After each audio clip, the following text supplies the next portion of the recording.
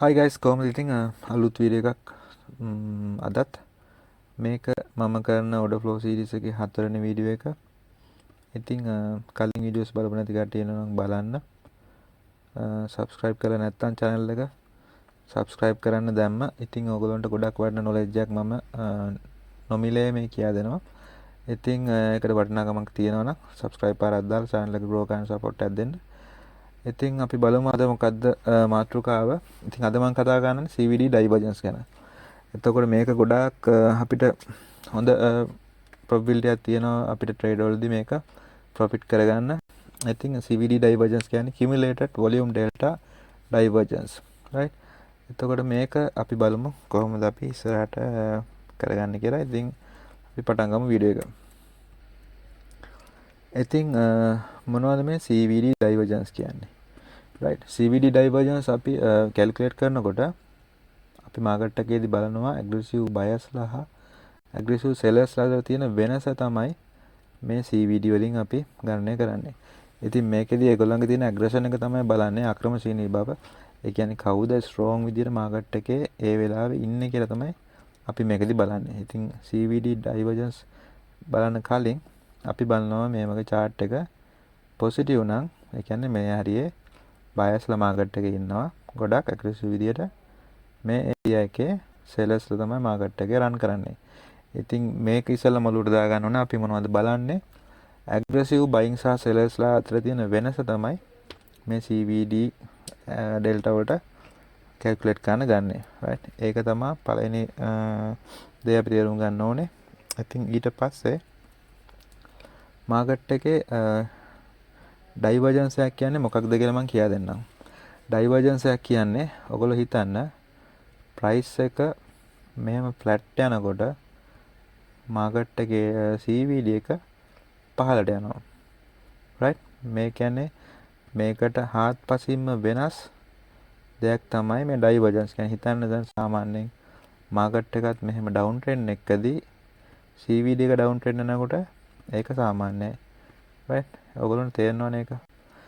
ඒ ඇරෙන්න හිතන්න දැන් මාකට් එකේ සයිඩ් වේ යනකොට මොකක් වෙන්න පුළුවන්ද හේතුව සාමාන්‍යයෙන් මේ වගේ CVD එකක් පහළට යන. CVD එක පහළට යනවා කියන්නේ මේ හරිය සෙලර්ස්ලා තමයි ඇග්‍රෙසිව්.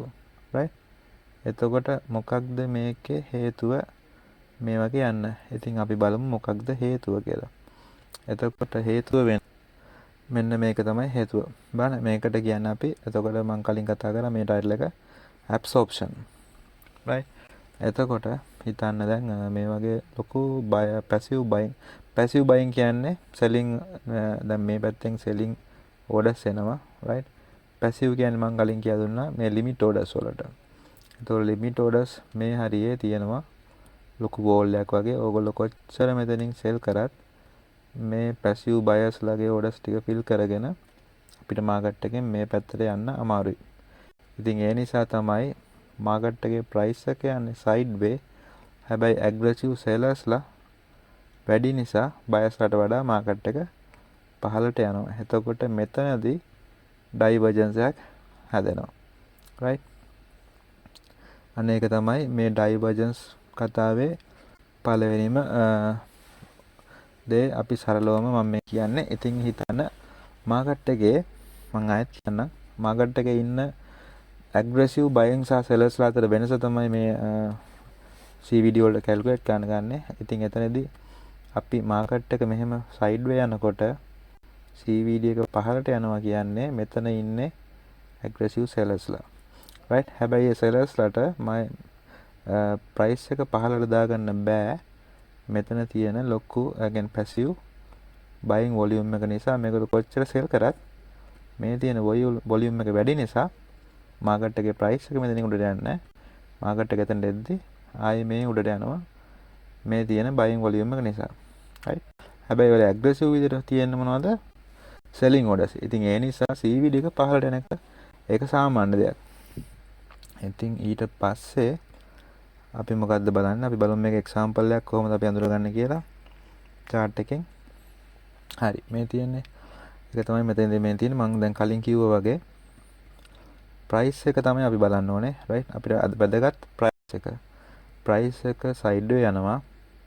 එතකොට මේ සෙලර්ස්ලා ඔක්කොම මේ CVD එක පහළට ගියාට මේ ඒරියා එකේ තියෙන පැසිව් බයින් ඕඩර්ස් නිසා මේ Connection කට්ටිය lost. ඔක්කොම ඇබ්සෝබ් වෙනවා එයාලගේ ඕඩර්ස් ටික. එතකොට මේ වගේ තැන්වලදී ඔයගොල්ලන්ට වික් බලා ගන්න පුළුවන් මේ වගේ. ඉතින් එතකොට ෆුට් ප්‍රින්ට් එකේ බලනකොට වොලියුම් එක වැඩි වෙනවා.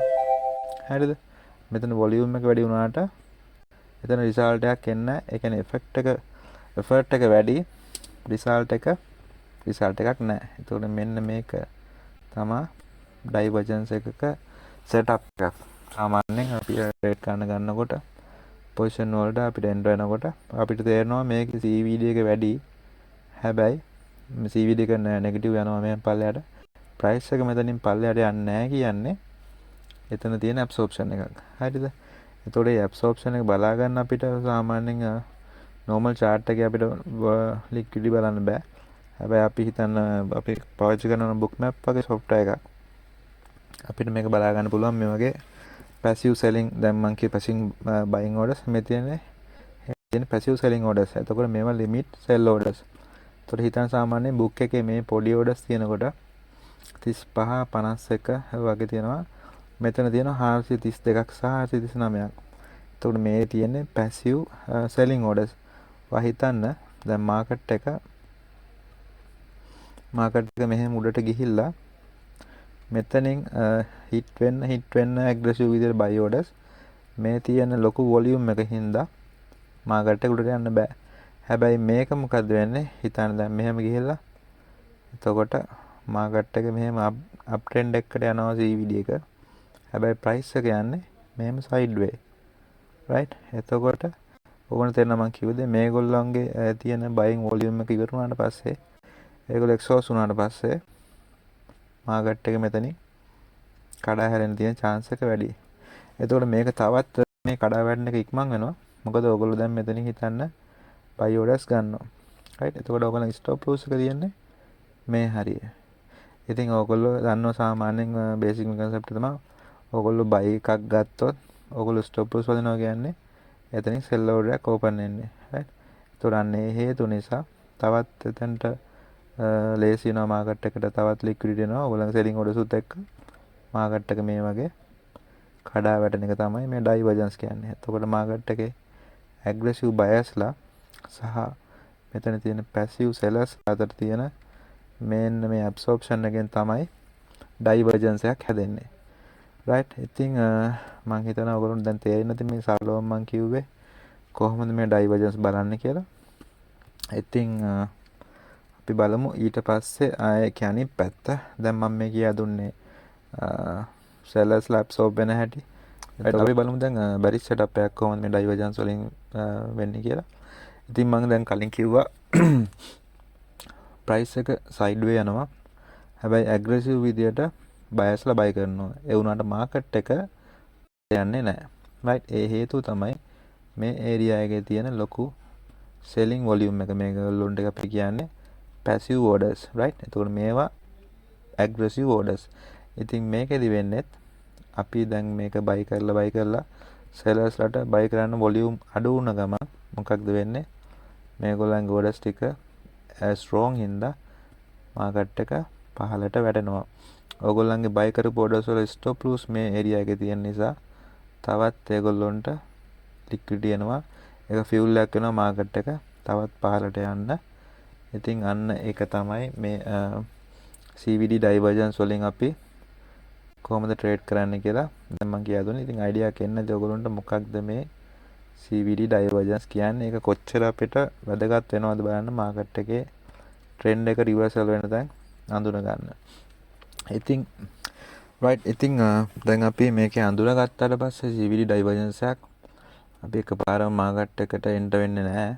ඉතින් හිතන්න දැන් ඔයගොල්ලෝ divergence එක අඳුනගත්තා.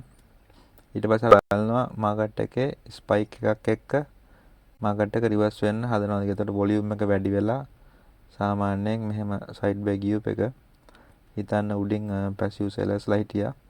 මේගොල්ලෝ CVD එක මෙහෙම උඩට ගියා. right? එතකොට මේ තියෙන වොලියුම් එකත් එක්ක මේ ඇග්‍රෙසිව් බයර්ස්ලා ඇබ්සෝබ් වෙලා ඒගොල්ලන්ට තියෙන ප්‍රෙෂර් එක අඩු වෙලා ඊට පස්සේ එකපාරටම මාකට් එක මේ වගේ ස්පයික් එකක් ගහනවා. සාමාන්‍යයෙන් හැමතිස්සෙම නෙමෙයි. මේ ඉන්න සෙලින් ප්‍රෙෂර් එක වැඩි නිසා දැන් මෙයාලා බයර්ස්ලා ටික ෆිල් කරන්න බැරි වුණාම සෙලර්ස්ලා තියෙන ප්‍රෙෂර් එක වැඩි කරනවා. එතකොට ඉතින් අන්න ඒ වෙලාවේදී තමයි අපි මාකට් එකට එන්ටර් වෙන්නේ. ඉතින් මේකෙදි තව බලන්න ඕනේ කොහොමද ඩෙල්ටා වැඩ කරන්නේ කියලා ෆුට්ප්‍රින්ට් එකෙත්. ඉතින්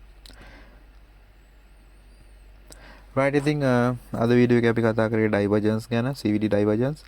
ඉතින් ඒකෙදි මම එක්ස්ප්ලেইন කරා කොහොමද මේ ඩයිවර්ජන්ස් එක හැදෙන්නේ. අපි කොහොමද ඇබ්සෝප්ෂන් එක හරියට අඳුරගන්නේ, මොකක්ද මේ ඇබ්සෝප්ෂන් කියන්නේ කියලා. ඉතින් ඊට පස්සේ මම කියලා දුන්නා කොහොමද මේ එන්ට්‍රි එකක් ගන්න කියලා. ඉතින් ඔයගොල්ලෝ බලන්න කලින් chart history වලට ගිහලා ඔයගොල්ලන්ට මේ වගේ opportunity කොයි වගේද එන්නේ, කොහොමද අඳුරගන්නේ කියලා ඔයගොල්ලෝ try කරන්න. ඉතින් ඊළඟ වීඩියෝ එකකින් මම ඔයගොල්ලන්ට chart එකේ තිබ්බ example එක වීඩියෝ එකක් මම අරන් එන්නම්. දැනට මම theory knowledge එක විතරයි මෙතනදී මම කියලා දුන්නේ. real example මම ඉස්සරහට වීඩියෝ එකක් කරන්නම් කොහොමද මේක අපි හරියට අඳුරගන්නේ කියලා තවත් explain කරලා. ඉතින් thank you වීඩියෝ එක බලුවට. අලුත් වීඩියෝ එකකින් හම්බෙමු. Thank you.